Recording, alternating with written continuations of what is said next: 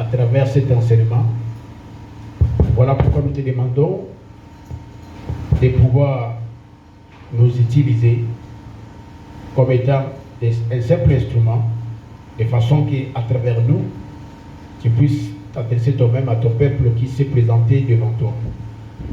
Que rien ne vienne faire obstacle. Tu sais, Nazareth, toi qui as dû, c'est poussé par l'esprit que les hommes ont parlé de ta part. Voilà, à ce moment, fais en sorte que nous soyons poussés. Ton peuple qui s'est présenté soit suffisamment édifié. Que la gloire te soit rendue, Père. Nous t'avons ainsi prié au nom. Amen. Vous pouvez vous rasseoir en applaudissant fortement pour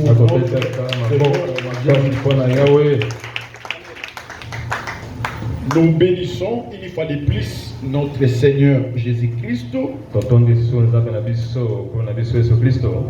pour à notre faveur, permettant que nous puissions toujours nous retrouver devant lui et continuer avec l'enseignement. Nous sommes toujours dans notre sous-thème 14, le rétablissement de l'autel. Le rétablissement de l'autel des pierres.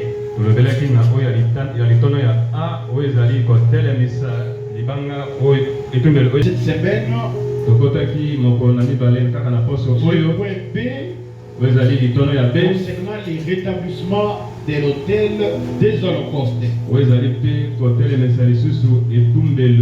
avait été dressé, mais l'autel a été détruit, renversé. Voilà pourquoi on doit parler du rétablissement. Et c'est qu'on établit l'autel des holocaustes pour qu'il reprenne le service des offrandes, des sacrifices et des holocaustes. Donc nous avons compris que dans l'église, même dans notre vie, il existe un autel des holocaustes qui est un lié où l'on doit présenter à Dieu des animal. Voilà pourquoi cet endroit s'est lié en vous faisant connaître que l'autel dont nous parlons a été crucifié. Ça représente aussi la prédication de la croix. Il symbolise également l'œuvre de la croix. L'œuvre accomplie par Jésus sur la croix. J'avais encore dit que cet autel représente Jésus-Christ lui-même. Il représente Dieu lui-même. Il représente l'évangile que nous avons. Donc, la croix de Christ, la prédication de la croix, l'œuvre accomplie par le Seigneur Jésus-Christ sur la croix, comme dans ta vie, cet autel pose des problèmes, il devra être rétabli. Mais pour rétablir l'autel, ou selon la volonté de l'homme, l'autel doit être fait selon le modèle que Dieu lui-même a montré à Moïse. Voilà, c'est l'exercice que nous voulons maintenant faire en marchant avec vous pas à pas, vous expliquant l'autel des holocaustes. Le jeudi, Exode chapitre 27, du verset 1 à 8, l'autel de bois d'acacia. Sa longueur sera de 5 coudées et sa largeur de 5 coudées. L'autel sera carré Et sa hauteur sera de 3 coudées. Du cornes qui sortiront de l'autel. Prier. Des cendriers. L'instrument dans lequel des pelles. Des bassins. Des fourchettes. Et des brasiers. Tu feras des reins, tous ces ustensiles. Tu feras à l'autel une grille des reins. La grille est yiteli. Tu feras en forme de treillis. Treillis.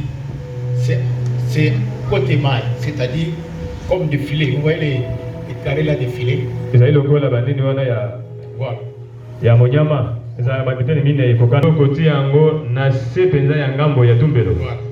À partir du bas jusqu'à la moitié pour l'autel. Des barres de bois d'acacia. Et tu les couvriras de reins. On passera les barres dans les anneaux. Et les barres seront aux deux côtés de l'autel. On verra creux.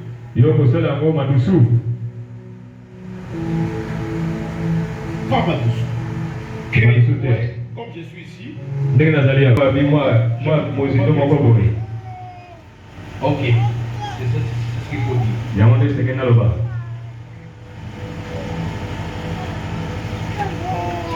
Avec des planches. Il sera fait. Voilà. L'autel des reins. Autrement, nous appelons ça autel des holocaustes. C'est la même chose. Dieu, c'est la même chose. Donc, Moïse, Dieu lui a montré faire cet autel en te référant exactement au modèle qui t'a été montré. Respecter le modèle que Dieu lui a montré. Et que l'on doit rétablir l'autel. On fait que le rétablir selon les modèles que Dieu avait montré à Moïse. Cet autel, à la guise de l'homme, ce n'est pas un autel. Même si les gens pouvaient pas être. Nous allons expliquer l'autel des holocaustes. Et Dieu a montré à Moïse. En les décrivant, et nous allons vous donner les explications en marchant avec vous pas à pas. Que Dieu a utilisé dans la construction de cette autel.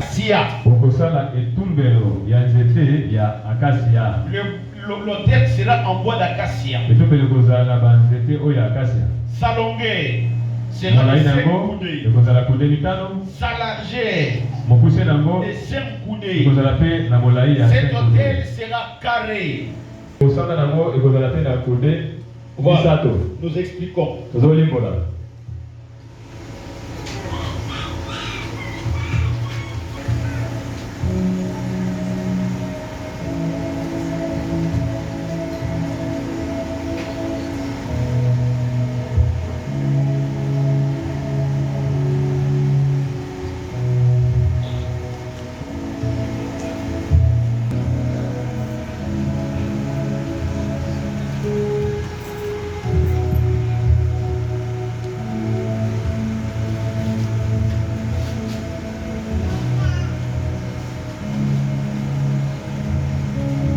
Voilà.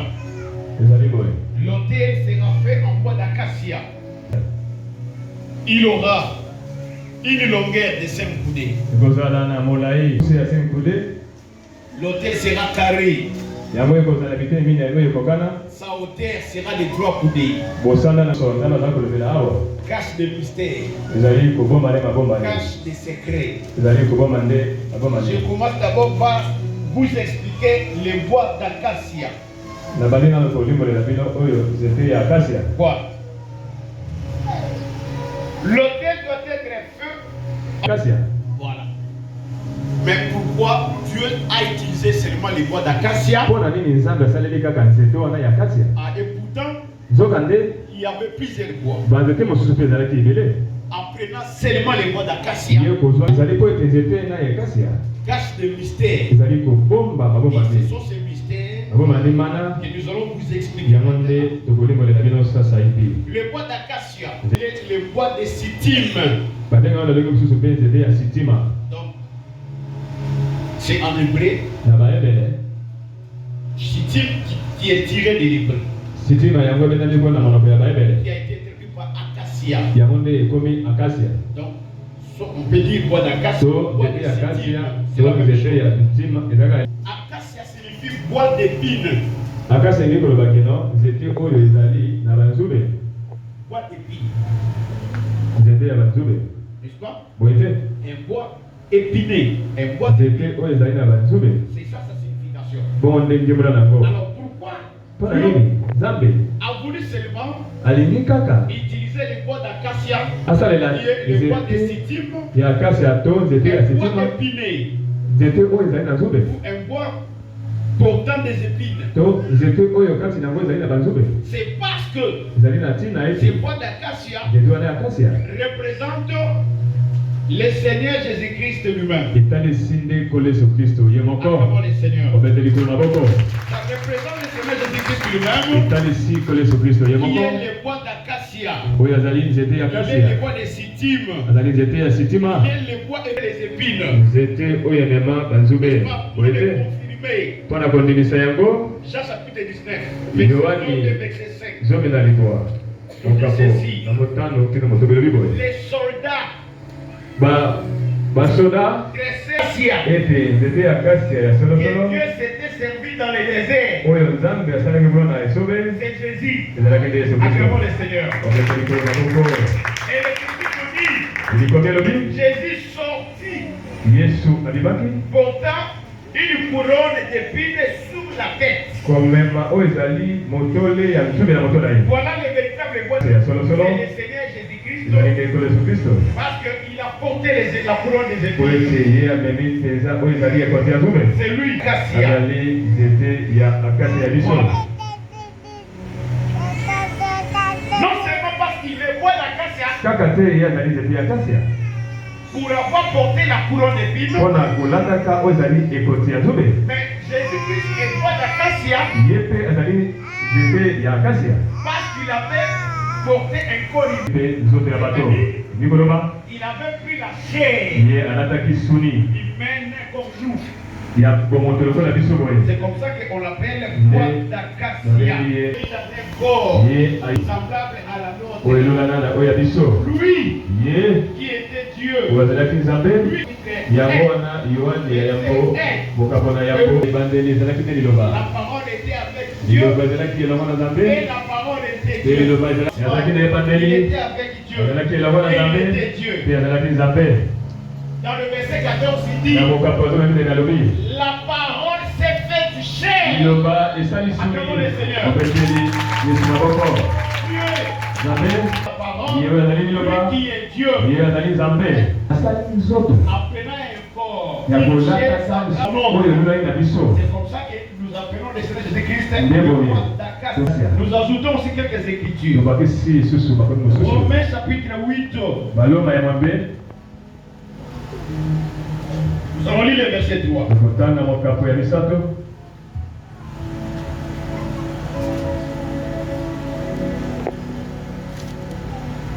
Romains chapitre 8.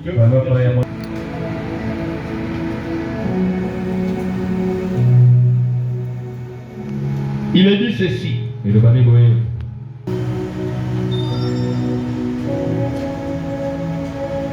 Car chose impossible à la loi. Parce que la chair Dieu a condamné le péché dans la chair. Pourquoi? Jésus devait venir dans une chair semblable à la nôtre. Il est venu dans le monde. La parole s'est faite chair. Nous l'avons appelé le Fils de Dieu. Alors pourquoi il a pris un corps semblable au nôtre? Le péché. Parce que la chair rendait la loi impuissante et sans force. Alors comme la chair, le péché avait le pouvoir sur la chair, Dieu devait condamner le péché. C'est pour ça que Dieu a condamné le péché dans la chair en envoyant à cause du péché son propre fils dans une chair semblable à celle du péché. Voilà la raison. Venir dans le monde, pourtant une chair semblable à la nôtre. Parce que notre chair était déjà vendue au péché. Lui aussi à la nôtre. Acclamons le Seigneur. Voilà pourquoi nous disons que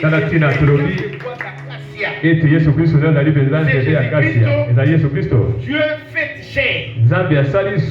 On appelle quoi l'acacia parce qu'il est la parole, il est Dieu, mais il s'est fait chair. Il est venu dans un corps semblable au nôtre, afin de pouvoir condamner le péché. Nous ajoutons Philippiens chapitre 2.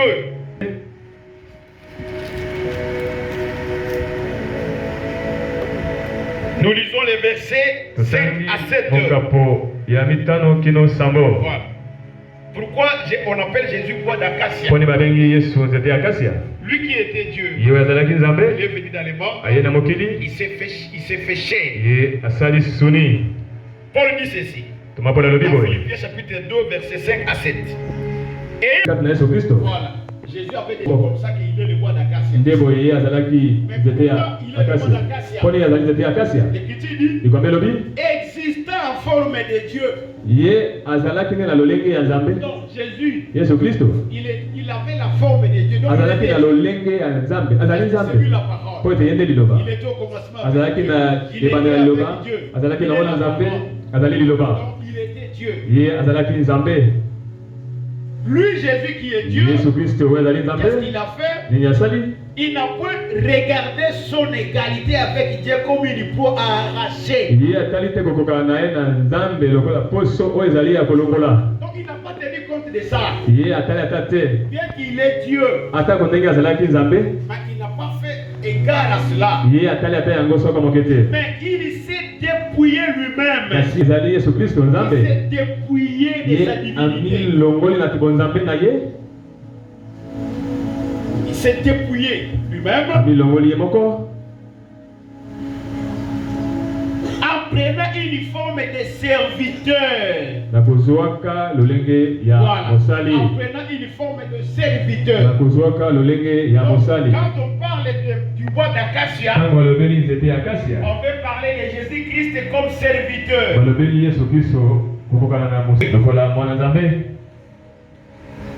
Qui est venu dans la chair semblable à la nôtre, en devenant semblable aux hommes. Dieu est venu dans le monde homme. C'est pourquoi on l'a appelé Jésus-Christ homme, comme un homme. Il a paru comme un vrai homme. Comme un simple homme. Donc, c'est la simplicité de Dieu. Vous comprenez? La simplicité de Dieu. Un simple homme. Un vrai homme. Lui qui était Dieu. Lui qui est la parole. Lui qui est Dieu. Il abandonne sa gloire. Alléluia. Il descend sur la terre. Il prend un corps. C'est ça la simplicité de Dieu. La simplicité de Dieu.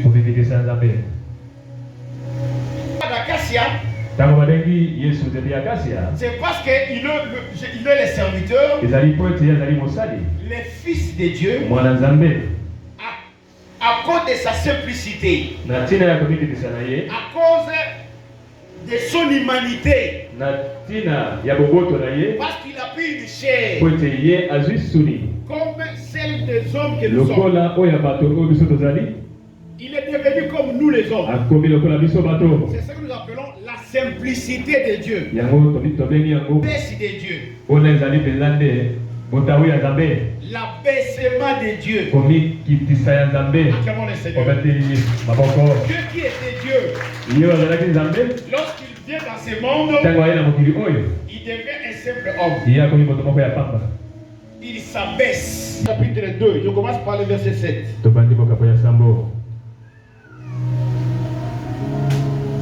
Il a abaissé pour un peu de temps au-dessous des anges. Il a couronné de gloire et d'honneur. Il a abaissé un peu de temps au-dessous des anges. C'est ça Jésus-Christ, le bois d'acacia. À cause de son abaissement. Il a abaissé. Lui qui était supérieur aux anges. Quand Dieu l'envoie dans ce monde comme un simple homme, comme un serviteur, c'est que Dieu l'a abaissé.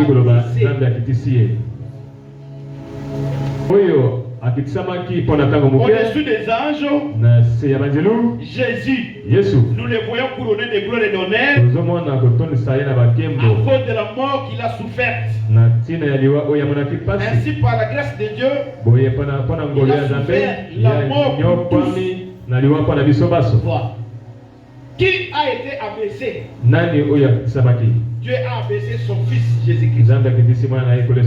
Jésus-Christ a été abaissé. Il est venu dans ce monde. Pourquoi? Parce qu'il devait s'abaisser. C'est pour qu'il souffre pour nous, des hommes péchés. Voilà pourquoi Jésus est le véritable bois d'acacia. Au verset 14. Ainsi donc, puisque les enfants participent au sang et à la chair, il y a également participé lui-même, afin que par la mort, il rende impuissant de la mort. Il rend impuissant celui qui avait la puissance de la mort. Voilà. Comme les enfants participent au sang et à la chair,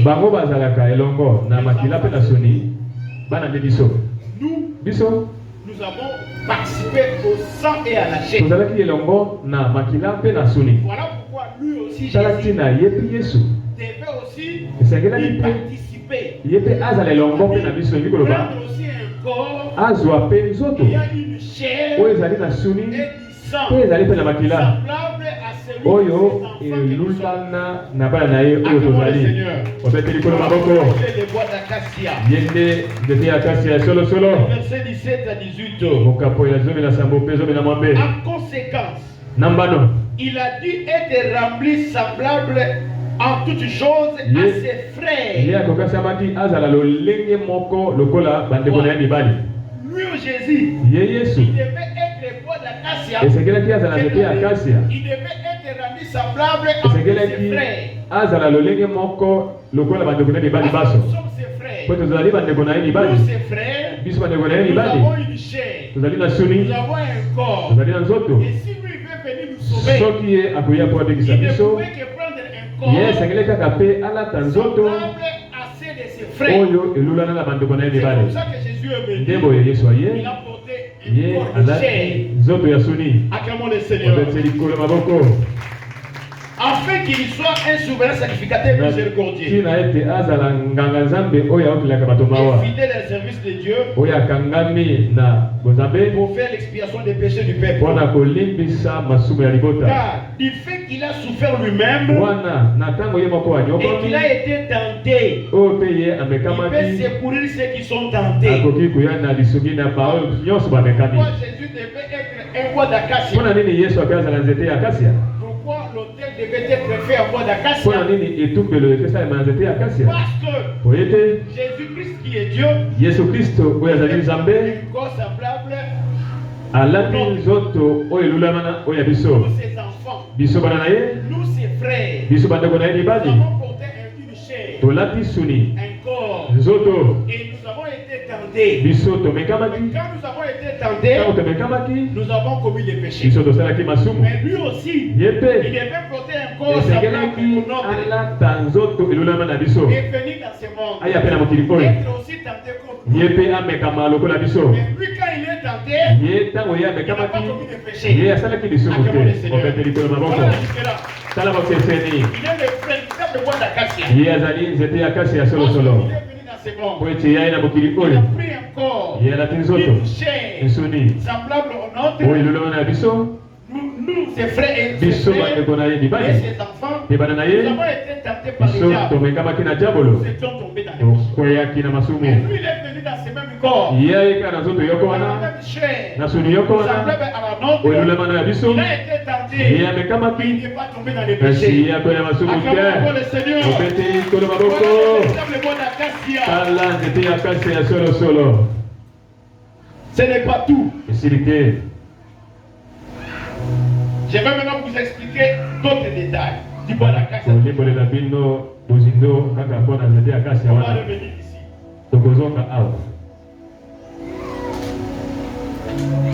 Ce n'était pas en fait que Dieu s'est servi de ce bois d'acacia.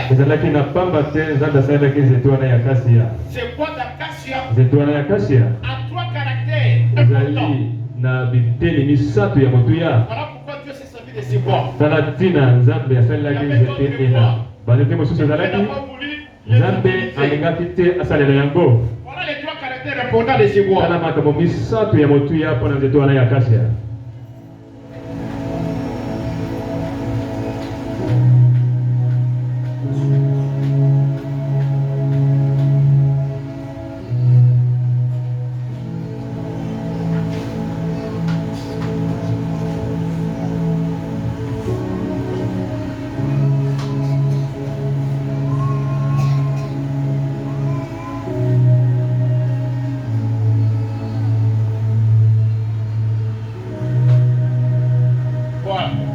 C'est ce que je vais expliquer.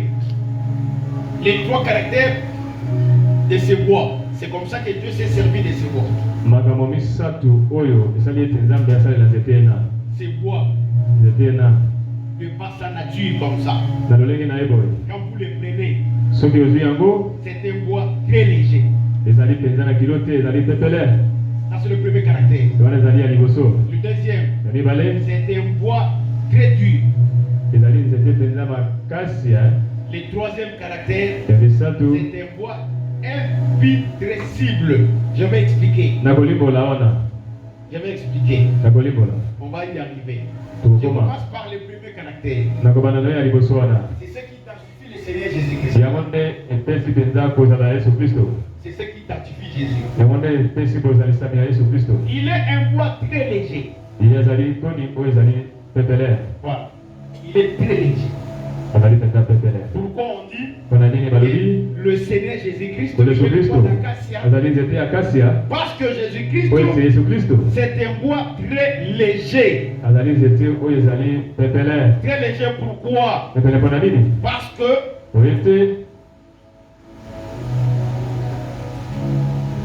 c'est l'accomplissement des chapitre 53.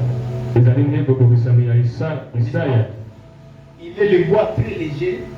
C'est l'accomplissement des chapitre 53. La prophétie faite par le prophète Isaïe. Nous allons le lire.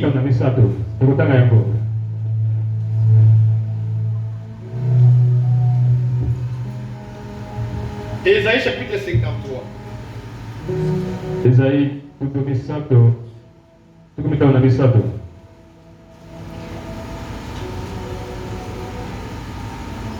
Voilà. Nous allons lire les versets 1 à 3.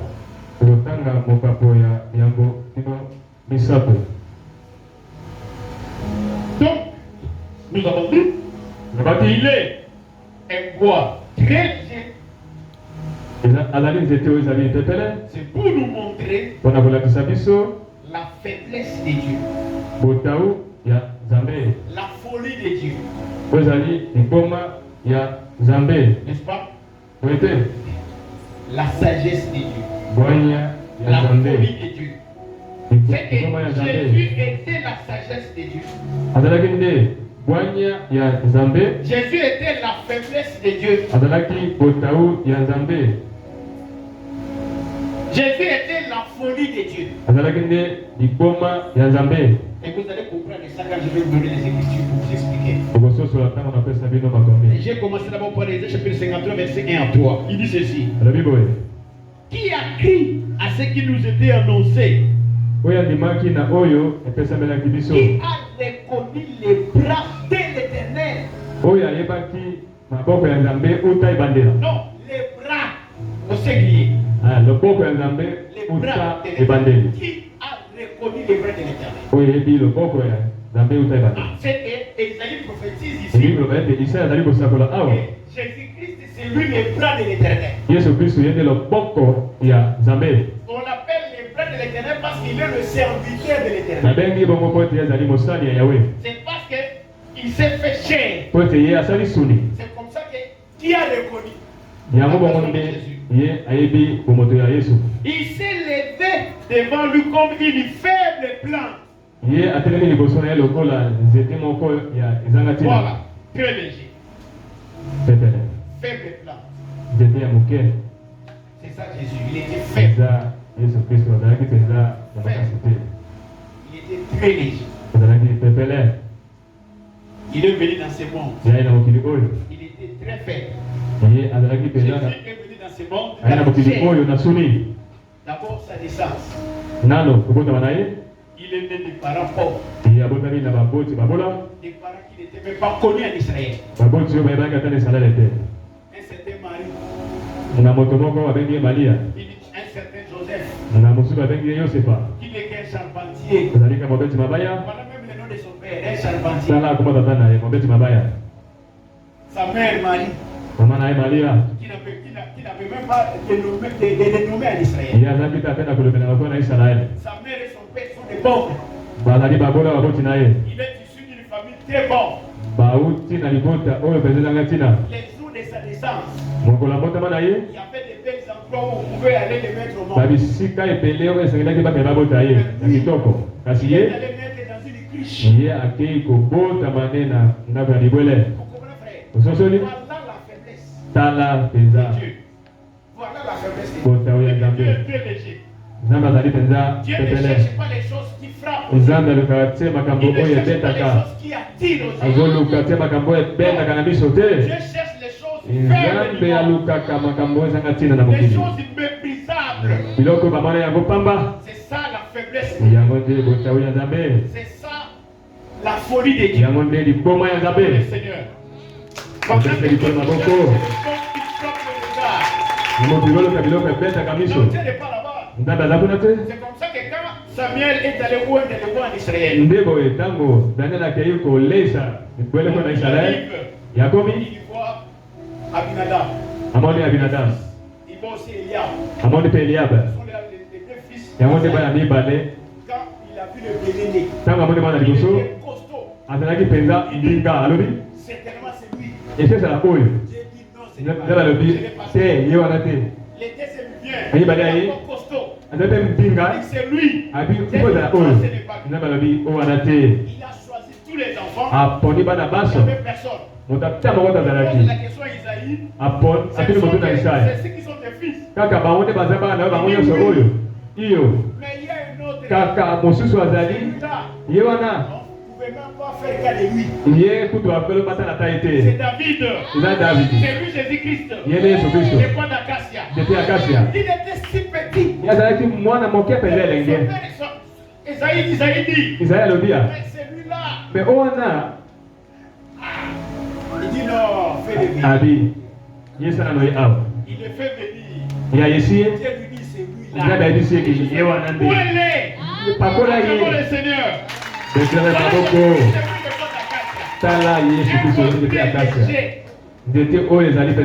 Il n'est pas orgueilleux. Il est né d'une famille très pauvre. Il est né dans une crèche. Mais il y avait des hôpitaux. Il y avait des grands endroits. Regardez là où il était. On l'a fait dormir sur une crèche.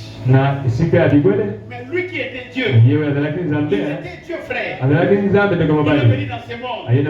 Il regardait son humilité. Acclamons le Seigneur. L'Écriture ajoute, il s'est levé devant lui comme une faible plante, comme un rejeton qui sort d'une terre desséchée. Il n'avait ni beauté, ni éclat pour attirer nos regards. Et son aspect n'avait rien à nous plaire. Non, rien. Je ne peux pas interpréter. Je ne peux pas interpréter. Le Seigneur Jésus dit, les renards ont des tanières. Le Fils de l'homme n'a pas où poser sa tête. Lui qui était Dieu, la chair comme ça, Jésus n'avait pas une maison. Il n'avait même pas une maison. En dehors de la maison de ses parents. Lui qui était Dieu. Qui pouvait faire cas de Jésus? Le bois d'acacia. Il était très léger. Il n'avait pas de beauté. Plaire aux hommes. Pour attirer les regards. Non. Mépriser et abandonner les hommes. Voilà si on appelle Jésus bois d'acacia. Parce que c'était un homme qu'on méprisait. Un homme qu'on abandonnait. On ne faisait pas tant de cas. Mais Dieu faisait cas de lui. Acclamons le Seigneur. Même si le monde le méprisait, ne faisait pas cas de lui. Mais Dieu faisait cas de lui. Voilà Jésus-Christ. Homme dédoulé et habitué à la souffrance, semblable à celui dont on détourne le visage. Nous l'avons dédaigné. Nous n'avons fait de lui aucun cas. Voilà. C'est celui le bois d'acacia. Qui pouvait faire cas de Jésus-Christ? Il était un homme habitué à la souffrance. Un homme qu'on dédaignait. Un homme qu'on méprisait. Il était habitué à la souffrance. Il est né dans la souffrance. Il est né dans la misère. Mais il était grand. Acclamons le Seigneur. Voilà Jésus qui il est très léger. 1 Corinthiens chapitre 1 verset 25 que vous allez lire. Là l'apôtre Paul dit que la folie de Dieu est plus sage que les hommes. Voilà la folie de Dieu. C'est la folie de Dieu. Dieu qui est Dieu dans sa gloire. Il est venu dans ce monde. Dans sa gloire. Non? Il vient comme un simple homme. Dieu. Comment Dieu peut venir dans le monde? La mort, c'est la mort. Dans le temps de Jésus-Christ, c'était une mort honteuse. Parce que ce sont des crimes qu'on pendait au bois. Il accepte cette mort pour que le peuple soit sauvé. Voilà la folie de Dieu est plus sage que les hommes. Et toujours que les hommes. Voilà la faiblesse de Dieu. La faiblesse est répondue comme un homme. Mais cette faiblesse est plus forte que les hommes. Parce que c'est pas la prédication de la croix. Dieu a voulu sauver le monde. Acclamons le Seigneur. Donc, le bois d'acacia, parce qu'il est très léger. Il symbolise la faiblesse de Dieu. Il symbolise la folie de Dieu.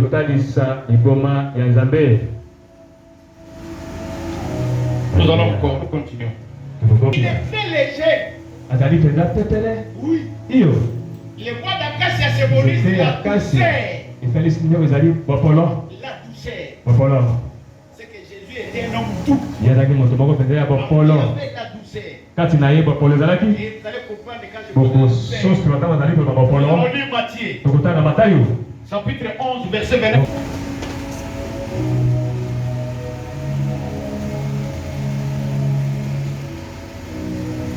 Humble de cœur.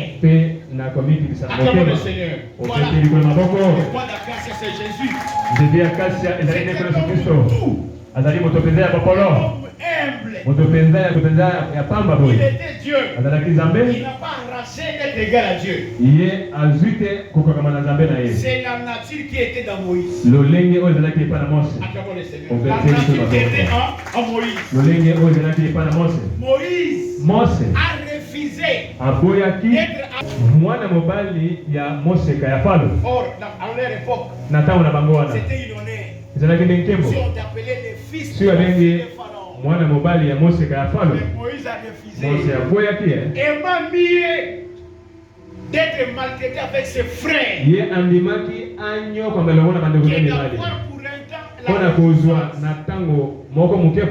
la il a refusé. C'est ça Jésus-Christ. Sa douceur, son humilité, sa simplicité. Il est apparu dans ce monde. Le monde lui appartenait. Vous pouvez venir construire un château. Un château. Vous pouvez venir dans toute sa gloire. Accompagner des anges. Avec les trompettes retentissants. D'une mère et d'un père pauvre. Qui pouvait lui donner la considération. Voilà la douceur de Jésus. Voilà la douceur de Dieu. Voilà sa simplicité. Voilà son humilité. Il est apparu comme un simple homme. Il s'est abaissé. Dieu résiste aux orgueillés, mais il fait grâce aux humbles. Humilie-toi, afin que Dieu t'élève au temps convenable. On voit. Je confesse à ma beauté. C'est la beauté et la taille intérieure. C'est pourquoi il faut toujours être simple. Jésus était beau garçon. N'ont pas de mariage. Avez-vous déjà vu un beau garçon? Mais qui a aimé une fille laide. Mais la fille laide l'a repoussé. L'avez-vous déjà vu? Parce que lui, le suit de sa fille, une fille laide.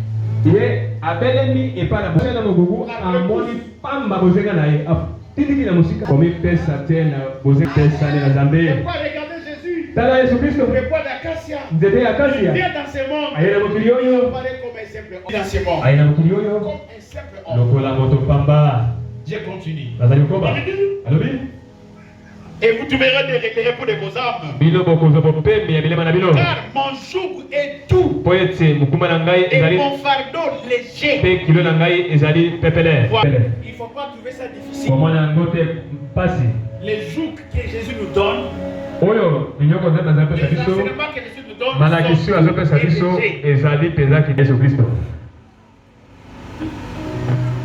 le caractère suivant. Le bois d'acacia est très dur. makasi. Très dur. Pepele mais kasi makasi. Il était léger. Ezali pepele. En apparence. Na komona ka peza boye kaka na. Omoni kaka boye pepele. Donc omoni yango boye. On est aimé. Yo na maboko. Quand vous regardez le Seigneur Jésus, Soki otali kole su Kristo boye. en apparence, Na komona libanda il boye. est si faible. Ye azangi peza. Il est très léger. Kwete Mais en lui, kasi kati il y na avait ye. la force de Dieu. Makasi ya Nzambe ezali En lui, kati na il y ye. avait la puissance de Dieu. Nguya ya Nzambe ezali Parce kati na qu'il ye. était Dieu. Azalaki Nzambe. Il avait la puissance de Azalaki na Dieu. mpiko ya Nzambe. Les soldats sont venus l'arrêter. Basoda mefa bakanga ye. Il a dit à ces gens-là, Ayebisi bato wana. qui cherchez-vous? Ozoluka nani? Jésus de Nazareth. Yesu. Il dit, c'est moi. Ngai oyo. Ils sont venus pour l'arrêter. Balefa bakanga ye. Ils n'ont pas pu l'arrêter. Bango bakokaki te. Ils sont tous Bango tombés. nyonso dawu. Pourquoi? Parce que Mpona nini? à ce moment-là, Po tina ntango azalaki na nguya ya c'est Nzambe. comme ça qu'ils n'ont pas pu le toucher. Nde yango bakokaki te kosimba ye. Il a fallu que lui-même se lie. Esengelaki ke ye moko amipesa. Il a dit à ces gens-là, Ayebisi c'est bato moi. wana. Ezali ngai. Arrêtez-moi. Kokanga Mais ngai. laissez partir ces Sika baye. Bawe. pour le Seigneur. Ebeteli kele maboko. Comme il est très dur, Azali makasi. c'est pour montrer qu'en lui il y a la force. Mpona de Dieu. kolakisa ete kati na ye En lui il y nguya a ya la Nzambe. puissance divine. Nguya ya Nzambe ezali kati na ye. C'est parce qu'en lui il y a la victoire. Azali Vainqueur. azali bolobi. Même si en apparence il est faible, Atako na komona kozali mais c'est la victoire qui est dedans. kasi nde bomoto eza na Comme kati ça, na c'est ye. pourquoi il a dit, petit Nde yango enfant, alobi boye bana mike j'ai vaincu le na monde. nalongi mokili Acclamons le Seigneur. apesi kule maboko Le troisième caractère, oyo ya misato c'est des voix imputrescibles. ezali nzete oyo On a déjà parlé. oyo ekobala asa alobi Les yango voix imputrescibles, c'est nzete des voix qui oyo ne pourrissent pas. ekolaka te Ils ne se corrompent pas. oyo ebebaka Ça te signifie quoi? ekiloba nini Même si la pluie tombe, atako mbula ekwe et wana la pluie ne va pas l'altérer. mbula ma ya mbula ekokola pe te Même si vous les placez là où il y a des humilités, atako botie place oyo mai ezalaka ebele il ne va pas pourrir. ekokola te Il ne va pas se corrompre. ekokola soka moke te Il va rester intact. ekotikala kaka ndenge ezalaka C'est ça Jésus-Christ. bongo nde yesu kristo Le azali péché, ezali nde c'est mamasumu le monde, ezali nde c'est mokili le diable ezali nde diabolo qui s'est présenté devant oyo lui. aye liboso na ye Mais Jésus est resté le même. kasi yesu atikali loyenge moko C'est imputrescible, c'est le roi qui ne change pas en mal. kopola te ezali nzete oyo ebomamaka te na mabe Il est resté le même. ye atikali lolenge moko Juste, petwa intègre, ndokangami craignant Dieu. Comment le Seigneur? kopete likolo maboko Imputrescible. azali nzete oyo ekolaka te Il ne change pas de nature. ezali kobongama Il te ne na lolenge change na pas de ye caractère. kobongama te na lolenge na ye Il ne se corrompt pas. oyo ebebaka te C'est ça Jésus-Christ. yango nde yesu Il kristo a dit dans sa chapitre 8, les Alobi. secrets du péché. nani na bino akosusa ngai na masumu nani C'est ce que je t'ai dit. yango yesu alobi Il a mis en défi tout le monde. ye mpenza atie wana alobi nani akwesa Qui ngai est vous me convaincant du péché? nani oyo akwesa ngai na Il a masumu dit, qui fait sa Il dit prochaine quoi, là? Jésus-Christ? nani akopusa na Que yesu ça soit un homme, azala que mobali ça soit une femme, azala mwasi que ça soit le diable, azala diabolo ils s'approchent de Jésus apusa na yesu et te convainc de commettre un péché. ye ayebisa ete sala mabe sala masumu mpe ye mpe asali nani akosala yango moto te na ye Pour les tenter, po ameka ye pour les corrompre, po ete ayebana komeka ye pour que Jésus périsse. po ete yesu akufa La première fois, baliboso Jésus lui a répondu. yesu ayandoli ye La deuxième fois, ya mibale Jésus a répliqué. ye La azongisi troisième fois, ya misato le diable n'a pas pu écrire. diabolo akoki te mpe yakei Il a été tenté à toute ye chose amekami na makambo masa sans commettre le péché. atakosa ye Jusqu'à la fin atikali de la vie de kongo jusqu'à la bino fin de ce jour ici-bas. suka ya mikolo na ye awa na se Il n'a pas changé. ye abongamaki te Tel qu'on le connaissait, kaka ndenge toyebaki il ye est resté comme ça ye jusqu'à la atikali mort. bongo bongo ya yango nde nzete ya kasi Il a dit que le monde alobaki ti mokili vient en moi.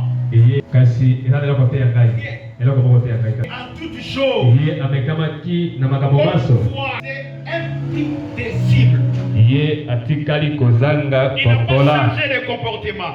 Il n'a abongoli pas te changé de bazalaki na ye caractère. abongami te lolenge na ye On lit des Écritures. totangi makambo mibale Hébreux 14, verset 15 et puis Hébreux 2, verset 16.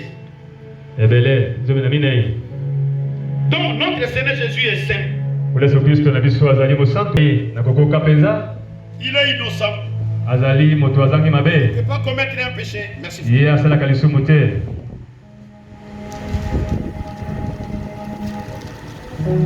Même si vous venez de tenter, Atako yo komeka. Il ne tombera pas. Akokoya te. Il n'est pas comme nous les hommes. Azali te lokola biso bato. Si on vient nous tenter, nous tombons. Soki baye komeka biso to koyaka. Pas lui. Kasi yete il a été tenté en toutes choses. Ye amekamaki na makambo maso. Il n'est pas tombé dans les péchés. Ye akwete na masumu. Hébreux 4. Baebele. Minei. Je lis le verset 15. Mokapona zemi na bitano. Car nous n'avons pas un souverain sacrificateur qui ne puisse compatir à nos faiblesses. Tozali tena nganga nzambe oyo wapi ayebaka na koyikela biso pipo. Na biso masomo ezalaki mabe ezalaki. Mais pas en lui. Kasi kati na yete. Au contraire. Ngamba mosusu. Il a été tenté comme nous en toutes choses sans commettre des péchés. Ye amekamaki lokola biso na makambo maso na kozanga ka kosala masumu. Atiamo les Seigneur. On fait des likolo maboko. Voilà le véritable quoi d'Acacia. Tala zete akasia ya solo solo. Kasi yete. C'est comme ça qu'il connaît nos faiblesses. Ayeli babotao na biso. Il connaît nos péchés. Ali masumu na biso. Pourquoi il a pris un corps? Yango ye azwaki nzoto. Oyo elulana na bato ya masumu. Les corps que nous avons portés. Zambo o ndeko Comme il kitomeni. connaît nos faiblesses. Ndenge ali babotao na biso. Yaye na mokili oyo. Pour montrer qu'il est le quoi d'Acacia. Pona kolakise kazali zete ya akasia. Il est venu le tenter. Zabula yete komeka. Il n'est pas tombé, frère. Ye akwete de Le komeka. diable a tout fait. Zabula sali maso. Si tu es le fils de Dieu, Soko zali mwana nzambe. prends ses pains, Zwali pa oyo. transforme-les en pain. Balusa yango. Il lui a dit, Ayebisie. il est écrit Ye komami. que l'homme ne vivra pas du pain seulement, Moto akoki kobika kaka na mais de konda toute te. portion de la bouche. Tu vois, Omoni. la montagne là où tu es, Ngomba siko zali wana. si tu tombes ici, Soki yokwei awa. Dieu va Banzelu na ye. écrit, Kwete il komami. enverra ses anges, Ya kotina banzelu na ye. et bien de ses aimer. Amemi lisusu. Regarde sur les temples. Kuna na tena mokili peke molango. Si tu te prosternes maintenant, Soki yo ogumemeli ngai. je te donnerai la gloire du Na monde. kopesa yo nkimo ya mokili. Et tu adoreras le Seigneur ton Dieu. Yo okogumamela nde nzambe na yo. Nga na babi te kogumamela yo. Yo nde okogumamela Il dit ngai. que le diable s'est retiré de lui. Likoma de kino diabolo azongi nsima. Atikali kaka bongo. Aucun péché, Lisumu ata moko te. Bula ata moko te. Lisumu ata moko te. Ekoki kota kaka na bomoi na ye. Hébreux 2, verset 18. Ebele ya mibale mokapola zomi na mope.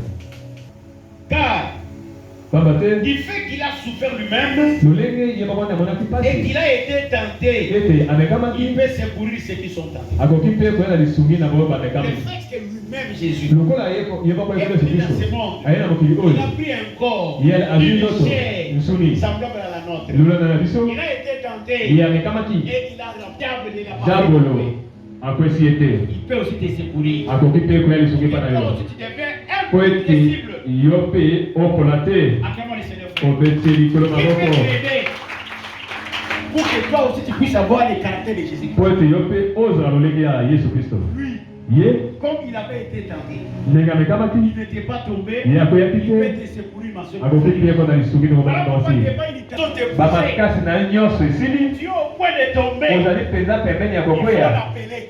ye Appelle Jésus-Christ. obenga yesu Il faut kristo invoquer. oyebisalaki ngai naso na makasi C'est te le plus de puissance. naso na makasi te Force akopesa pour que makasi tu t'échappes po dans le ete péché. yo okima lisumu Vous savez, l'Écriture dit, oyebi likombe elobi quand quelqu'un est tenté, soki moto amekami qui ne dise pas que c'est Dieu qui m'a aloba te tenté. ete esilaki Tu étais au bout de ta ozalaki na force. suka makasi na Mais yo tu devais l'implorer. esengelaki obelela ye Qu'il vienne. aya Qu'il te donne aussi son caractère. apesa yo mpe lolenge na ye Pour que toi aussi, po ete yo mpe devant la tentation, liboso ya que tu komekama donnes ndenge la force nguya pour que tu t'en échappes. po ete oyebana kokima mate Acclamons wana le Seigneur. obete likolo maboko C'est Dieu qui oyo m'a bakena tenté. eza mende On aleki dit à ngai celui que je na donne. mende apesa ezelaki na kwe C'est le mensonge. eza lokuta Parce que Jésus lui-même, po ete yesu ye il a moko été tenté. ye Il amekamaki n'était pas tombé dans les péchés. ye akoyaki te na lisumu Comme il a été tenté, ndenge il amekamaki peut aussi te secourir. akoki te koyela Mais lisumu il faut recourir à lui. esengeli yo belela Quand ye tu étais tenté, yo amekamaki tu n'étais pas tombé. yo okwei Rends-moi aussi imputrescible.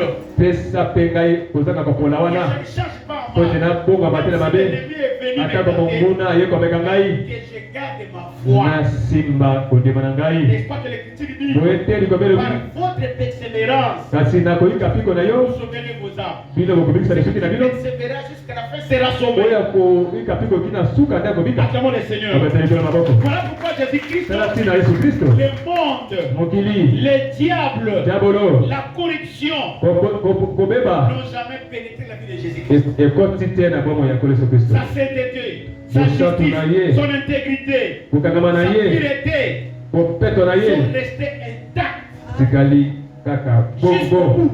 kino na suka Jusqu'au bout. Je vais te suivre. kino na suka na kolanda yo akopesa Il makasi va te wana donner ses nani caractères. akopesa motindo wana C'est seulement lui, Jésus. ezali kaka ko yesu kristo Notre roi d'Acacia. azali nzete ya kasi Alors il faut lui dire nzete ya kasi qu'il sera un homme, yo kozala mobali pas comme les autres. lokola mibali baso Il te sera un homme, okozala mobali pas comme les lokola autres. basusu te Avec des caractères. Devant un péché, liboso ya lisumu tu vas résister. yo kotelema D'ailleurs, na pour lui, lokutu mpona lobi Dieu ne permettra pas nzambe akopesa nzela que soko vous moke soyez te tentés au-delà de vos ete forces. omekama likolo ya mpifo na Et ye aucune tentation ete ekomekama ata moko qui te vous est survenue oyo eyeli yo ait été humaine. oyo ezala ya N'ait moto été humaine.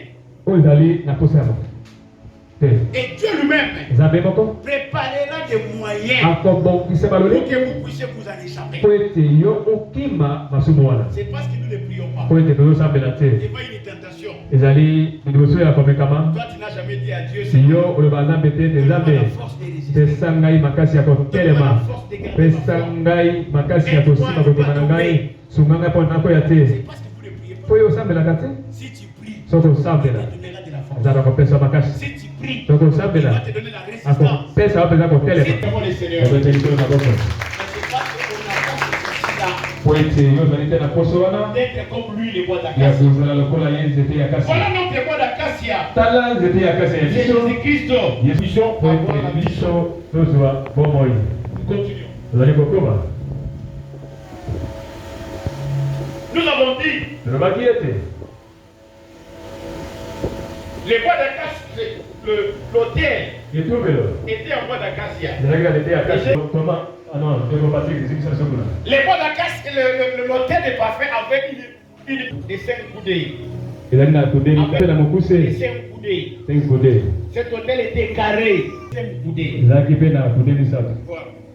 mosakoli yebila biso na kunde wana lelo ezali boni ezali metere boni Ça donne 0,50 mètres. kunde moko epesi 0,50. ezali ndambo ya metere On parle de longueur. balobi molai On nous dit l'autel était carré. bosana yango Voilà. Toutes ces 4 choses, makambo toutes ces minei 4 choses oyo dont Dieu parle, oza nazali kolobela ça cache aussi une vérité, une réalité. ebombi Pas à pas. na moi na moi Nous lisons d'abord Ephésiens chapitre 3, verset 18. totangi nano baefese Pour ya nous misato expliquer d'abord mpona kolibolela bino la longueur, la molai largeur, la hauteur. mokuse bosanda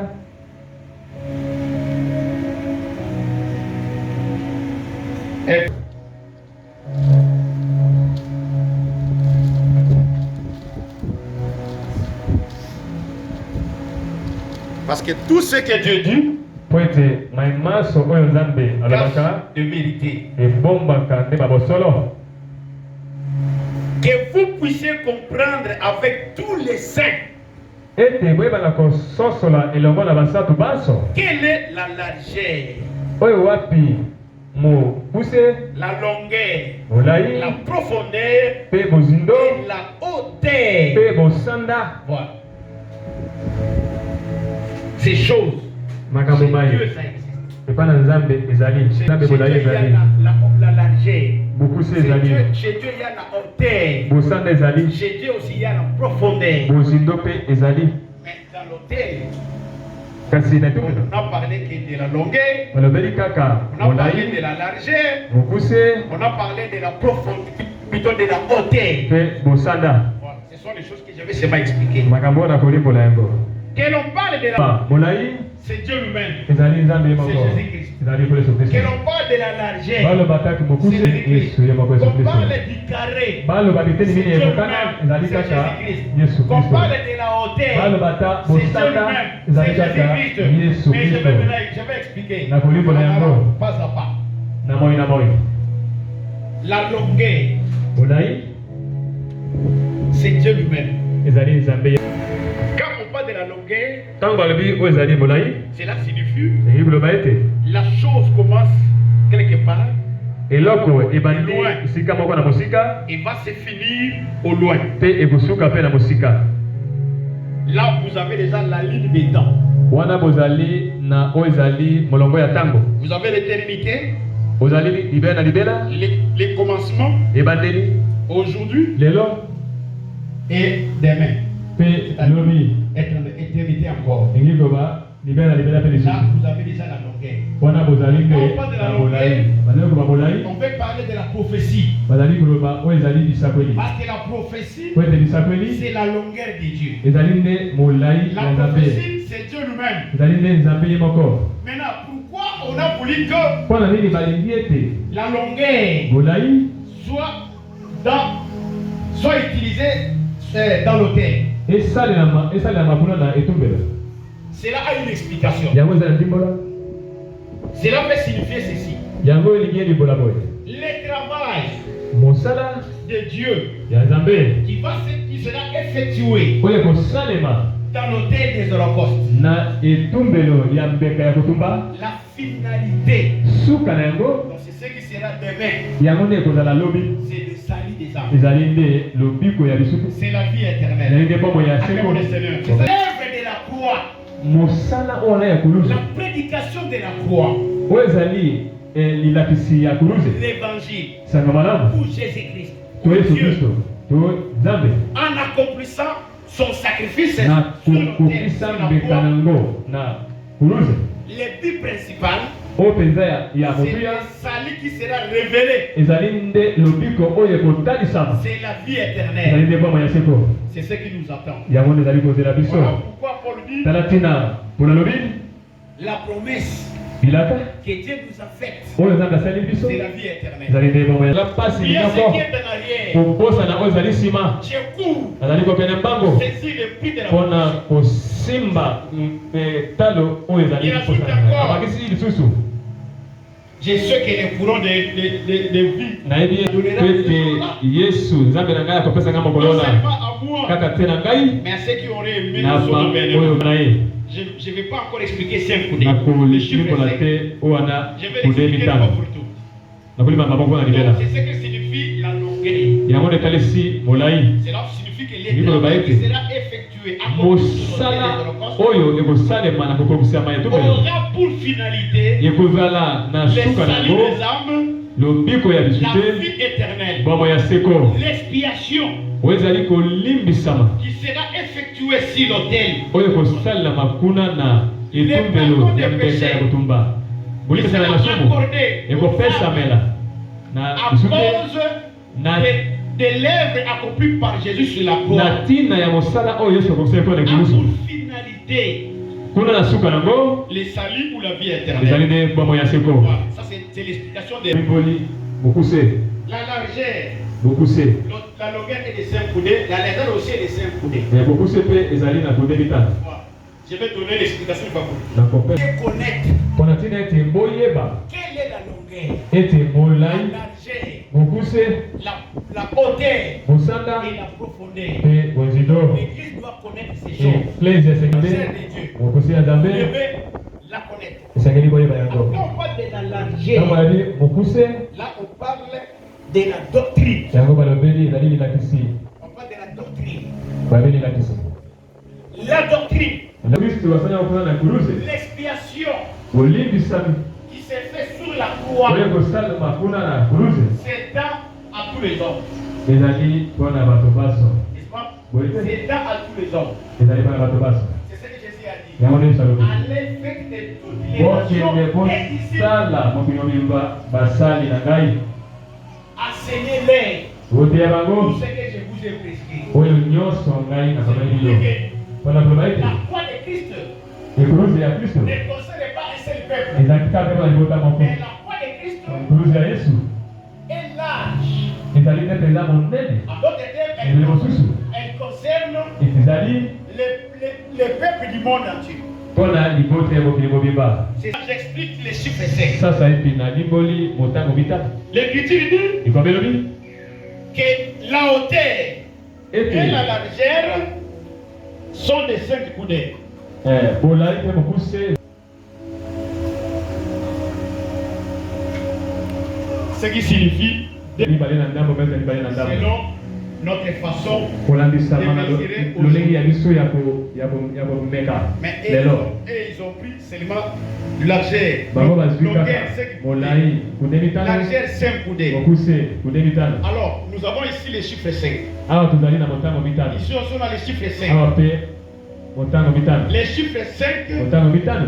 Etalisi misapi mitano ya le nkolo. chiffre 5 Motango mitano. représente le 5 ministères. Etalisi pe oyo ezali malotomo mitano. Le ministère de la parole. Oyo ezali lotomo ya liloba.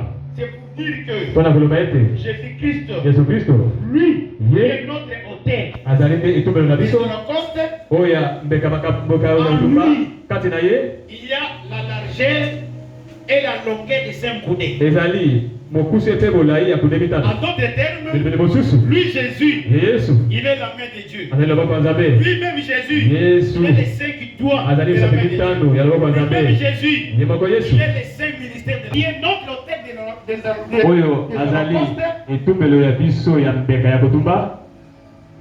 Il est lui-même la grâce. Azali ye moko ngolu Et il nous a apporté aussi la délivrance aux captifs pour bokangami na bo bakangami publier mpona une kotatola année de grâce du Seigneur. mobu moko ya ngolu ya yawe. Voilà. L'Écriture dit Ekombe lobi la preuve bénie par Moïse. ye mobeko ye na nzela ya Mose Mais la grâce kasi ngolu et la vérité e bosolo sont venues par Jésus. yango eye na Yesu Kristo. Ebateli to Yesu Pour apoto montrer que c'est lui, mpona kolakisa ete ye Yesu Kristo notre autel, ye etumbelo na c'est biso. la prédication de la Ye croix. nde azali lipeya ya Apporter tuluze. la grâce de Ye Dieu. nde amemi nkembo ya yawe. D'ailleurs, dans Paul dit dans Timothée, Tuma mpona lobi kuna na dans Timote Tite chapitre 2, kuna na Tito mibale. il dit Tito mibale alobi les versets 11 à 12. mokapo azomi na moko pe zomi na mibale. Tite chapitre 2, verset 11. Tito mibale mokapo azomi na moko bale. La grâce de Dieu, ngolu ya nzambe source de salut pour tous les hommes, ezali nde etima ya lobiko mpona bato baso a été manifestée. yango etalisamaki C'est ce que Paul dit. yango nde mpona lobi Il dit la grâce de Dieu, ngolu ya nzambe source du salut etima ya pour lobiko tous les hommes, mpona bato baso a été manifestée. yango etalisamaki. Mais qui est cette grâce? Nani wana azali ngolu wana ezali Yesu Kristo ye moko Il a été manifesté. ye atalisamaki Nous l'avons vu. tomonaki ye Elle nous enseigne mpe elakisi à biso dénoncer l'impiété et au convoitise mondaine mpe na kotalisa oyo ezali bokolo et à vivre dans les cinq mpe prisons na kobika na bikeke ya selon lelo la sagesse, la justice et kolandisama la piété. bwanya mpe bokolo. Voilà. C'est lui la grâce de Dieu. Ye nde ngolu ya nzambe. Jésus est la grâce. Yesu azali ngolu ya nzambe. C'est lui Ye nde qui est la main de l'Éternel. azali loboko ya yawe. Voilà pourquoi, Talatina après avoir expliqué les chiffres 5, na nsima ya kolimbo na motango on mitano dit que l'autel sera carré. tolobi ete etumbelo ekozala na biteni minei oyo ekokana Les carrés, biteni minei la ekokana forme géométrique, na lolenge c'est la forme, na ezali nde la longueur et la largeur molai mpe mokuse sont égales. ezaka ndenge moko Ils ont la même mesure. ezaka na bosanda moko C'est ce qui est ici. yango nde ezali awa C'est carré. Pourquoi? yango ezali Parce mpona que nini la longueur, mpo ete molai c'est 5 coudées. kude mitano Largeur, 5 mokuse kude mitano c'est carré. ezali nde biteni minei ekokana. Alors pourquoi Dieu a voulu que l'autel soit carré? Mpona nini Ils ont voulu que l'hôtel soit rectangulaire. Il a voulu que l'hôtel soit carré. Carré signifie parfait. Parfait. C'est la perfection. Voilà les enseignements qui amènent à la perfection. C'est l'évangile. C'est la prédication de la croix. L'autel qui est carré, c'est Jésus-Christ. Parce qu'il est parfait. Nous lisons Hébreux 7, verset 28.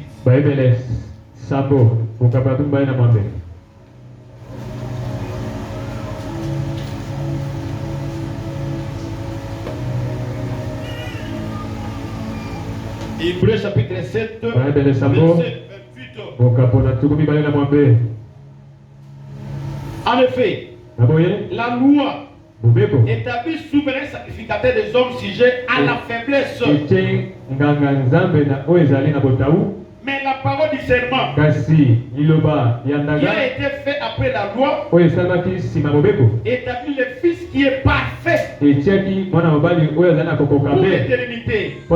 Voilà l'autel parfait, l'autel carré, c'est Jésus-Christ. Il est carré, il est parfait. Dieu l'a établi. Un homme, un fils qui est parfait. Voilà pourquoi comme lui il est parfait, il peut aussi amener des assistants à la perfection. Comme lui-même est parfait, il peut aussi amener des assistants à la perfection. Voilà pourquoi, par son travail, par son sacrifice, accompli sur la croix, il peut nous amener à la perfection. C'est que son enseignement, qui est l'évangile, amène à la perfection. Voilà. Nous passons maintenant à la hauteur. La hauteur. Il dit que la hauteur est de 3 coudées. Donc 1m50. 3 coudées. Voilà. La hauteur est de 3 coudées.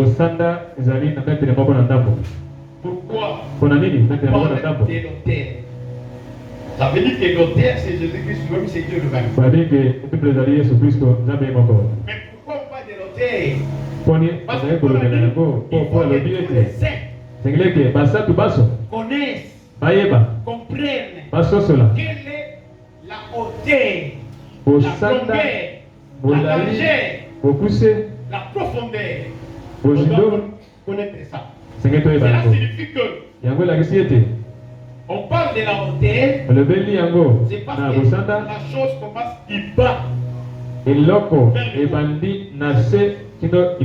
Vous comprenez? On parle de la hauteur quand on prend la mesure d'une chose qui commence du bas vers le haut. Il y a la hauteur. Alors cela signifie quoi? La croix.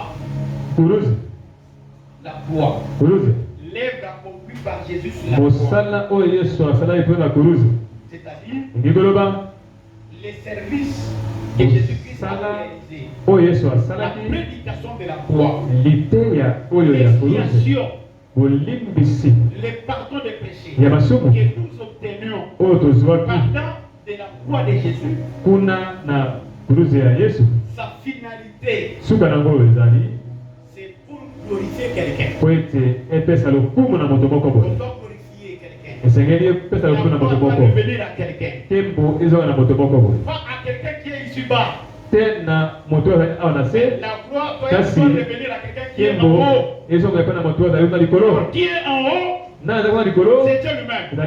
C'est que tout ce qui se fait dans l'autel, l'œuvre qu'on accomplit là-bas, son but est de glorifier Dieu lui-même. Voilà pourquoi tout ce que nous accomplissons comme travail, la gloire ne doit pas revenir aux hommes, elle doit revenir à Christ lui-même. Acclamons le Seigneur. C'est pourquoi Jésus avait dit,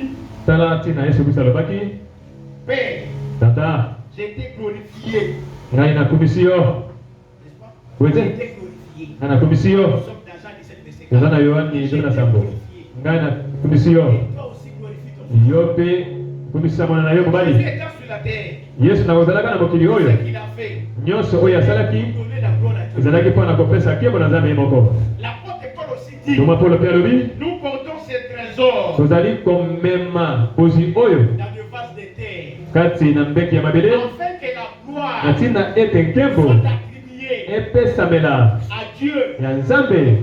Kasi na biso te. Acclamons le Seigneur. Obete likolo maboko. Tout ce que nous faisons ici. Maemaso tozosala La awa. gloire. Nkembo. Doit revenir à celui qui est haut. ekozonga kaka epai na moto azali likolo. Qui est au-dessus de tout. oyo azali likolo ya bato baso. À Dieu lui-même. ezali Nzambe ye La moko. gloire ne doit pas revenir à toi. Nkembo ekozonga epai na moto te. Parce que l'œuvre a po commencé la ete gloire. mosala esalaki mpona na ekuruze. Ça a été fait en nom de Dieu. esalemaki na nkembo ya C'est yawe. pour la gloire de Dieu lui-même. ezali mpo na nkembo ya Nzambe ye moko. Acclamons le Seigneur. obete likolo maboko. Alors, na boye terminé. mpo na kosukisa. La hauteur était de 3 coudées. Sanda ezalaki na metele moko na ndambo. Metele moko na ndambo. Pourquoi? Mpo na nini? Chiffre 3 coudées. Motango misato wana kode misato. C'est pour dire que Mpo na koloba ete c'est les témoignages. ezali matatoli. Les témoignages. Tatoli. La loi de Moïse dit Mobeko ya Mose elobi. pour recevoir la déposition de quelqu'un. Mpo na koyamba kofunda ya moto. Pour recevoir l'accusation. Mpo na kozwa kofunda ya moto. Cela ne peut se faire yango ekosalema kaka qu'après la déposition de deux soki ou de bato 3 témoins. mibale to misato baye kotatola. Comprenez? Ososoli Il faut qu'il y ait la déposition de deux ou de 3 esengeli témoins. bato mibale to misato batatola. Jésus lui-même a dit Yesu moko mpe alobaki là où deux esika ou bato trois mibale sont to réunis misato en mon nom, basangani na kombo na ngai je suis au milieu d'eux. nzambe nazali kati na bango. Les témoignages doivent être là. mpona matatoli ya esengeli ezala. Voilà pourquoi Tala ntina Jésus-Christ qui est au ciel, Yesu Kristo oyo azali etumbelo.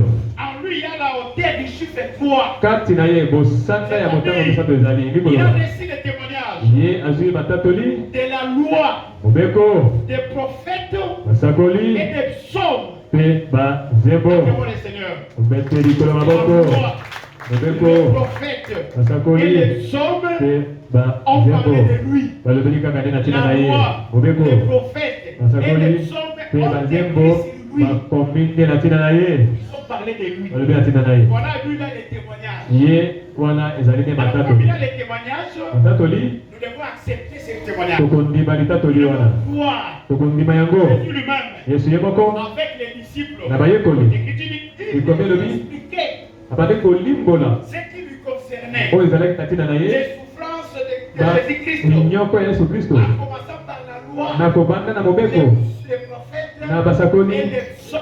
mpe Il a banzembo. démontré, ye il alakisi était mentionné là-bas, oyo ekomama kuna que Jésus-Christ ete yesu kristo souffrirait ces choses. esengelaki anyokoma na ntina makambo mana. Et voilà pourquoi dans Hébreu, tala ntina na bayebele il est dit là-bas, ebaye kuna boye dans le roulet du livre, na kuna ya buku ya il bomoi est question de moi. yango ezali na ntina na C'est ngai. la loi, mobeko les prophètes et basakoli les mpe hommes banzembo ont parlé de lui. balobeli na ntina na ye. Acclamons le Seigneur. bete likolo maboko Lève-nous pour la prière. totelemi mpo na libondeli.